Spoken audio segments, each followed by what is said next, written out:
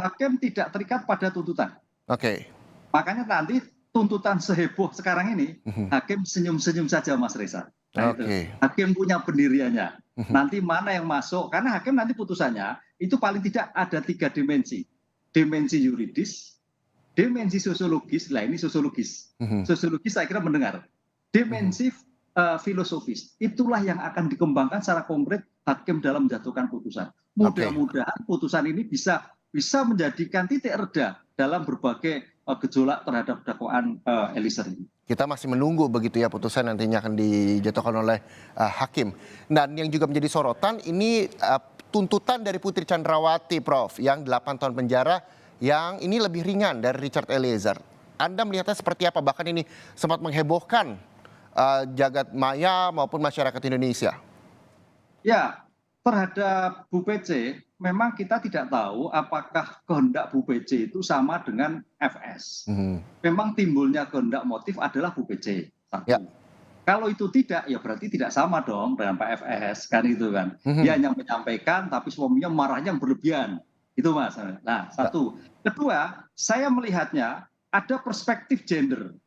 Mhm. Gender, karena seorang ibu, seorang perempuan, bahkan kadang-kadang di dalam undang-undang yang baru sekarang itu adalah namanya perempuan berhadapan dengan hukum. Ya. Dengan tanggung jawab disinilah maka sebagai pertimbangan untuk disamakan dengan terdakwa yang lain. Itu saya melihatnya seperti itu. Dan itu juga tidak salah. Tidak salah, karena aspek gender itu sekarang mengemuka ketika Mhm. perempuan-perempuan yang berhadapan dengan hukum. Tapi Apakah itu yang juga menjadi sorotan, Prof, maaf saya potong, bahwa ketika jaksa membacakan di persidangan, semua unsur pasal 340 ada di Putri Chandrawati. Namun pada saat tuntutan dibacakan, 8 tahun penjara. betul, betul. Makanya sebagai aspek perempuan tadi, aspek seorang ibu, semua terbukti, terbukti. Kan kan rentang dalam hukum pidana itu kan Mhm. kalau kita lihat kan rentangnya kan minimal 1 hari Mas, nggak ada minimal Oke. khusus. Minimal khusus nggak ada. Mhm. Dari Mhm. 1 hari sampai maksimal yang ditentukan dalam masing-masing undang-undang. Jadi tidak salah tuntutan seperti ini. Oke. Itu loh. Cuman yang jadi pertimbangan tadi perdebatannya, kenapa sebagai timbulnya motif kok tidak sampai Mhm. tinggi? Saya melihatnya sebagai aspek ibu Mhm. yang harus berhadapan dengan hukum. Ini yang melihatnya seperti itu. Sehingga satu. Kedua, apakah yang disampaikan Bu Pece itu sama dengan kehendaknya FS?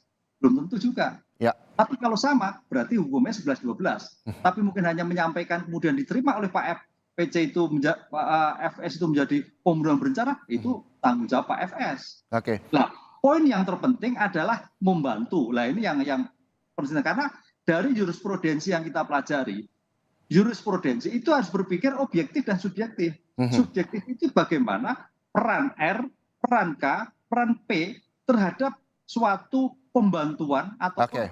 tindak pidana tadi. Itu yang kita lihat seperti itu. Oke, Prof.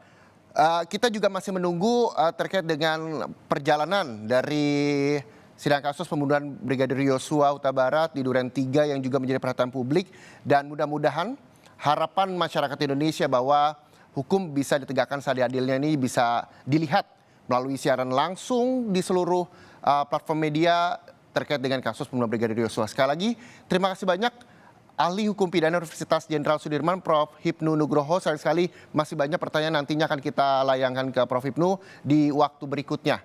Karena Kompas TV selalu mengawal terkait dengan kasus pembunuhan Brigadir Yosua dalam Breaking News Kompas TV. Terima kasih Prof. Hipnu sekali lagi atas waktunya.